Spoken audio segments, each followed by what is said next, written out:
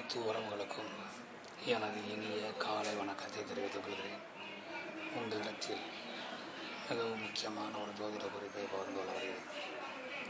ஒரு ஜாதகத்தை பார்த்தவுடன் நாம் சொல்லிவிடலாம், இந்த சாதகர் இளமையிலேயே செல்வம், செல்வாக்கு, புகழ், அந்தஸ்து, சொத்துக்கள் எல்லாம் வாங்கி ஒரு உயர்வான இடத்தை அடைந்து விடுவார் என்று சொல்லிவிடலாம்.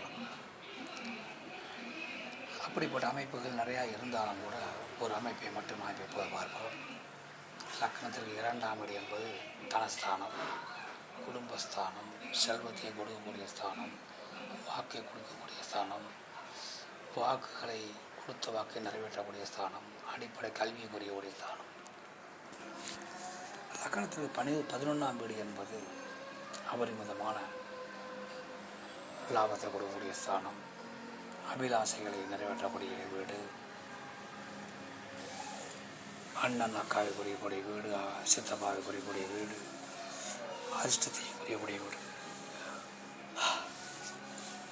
இந்த வீடுகளில் யோகாதிபதி என்று அழைக்கப்படக்கூடியவர், பாக்கியாதிபதி என்று அழைக்கப்படக்கூடியவர் லக்கணத்திற்கு 9ஆம் வீட்டு அதிபதி இருந்தால், அல்லது இந்த வீட்டின் அதிபதிகளோடு, அதாவது லக்கணத்திற்கு 2ஆம் வீட்டின் அதிபதி அல்லது லக்னத்திற்கு 11ஆம் வீட்டு அதிபதியோடு லக்னத்திற்கு 9ஆம் வீட்டு அதிபதி இருந்தால், இப்படிப்பட்ட அமைப்பில் ஒரு ஜாதகம் இருந்தால் அந்த சாதகர்கள் இளமையிலேயே செல்வம், செல்வாக்கு, புகழ், அந்தஸ்து, சொத்து பத்துகள் எல்லாம் வாங்கி தன்னிறைவுக்கு கொண்டு விடுவார்கள்.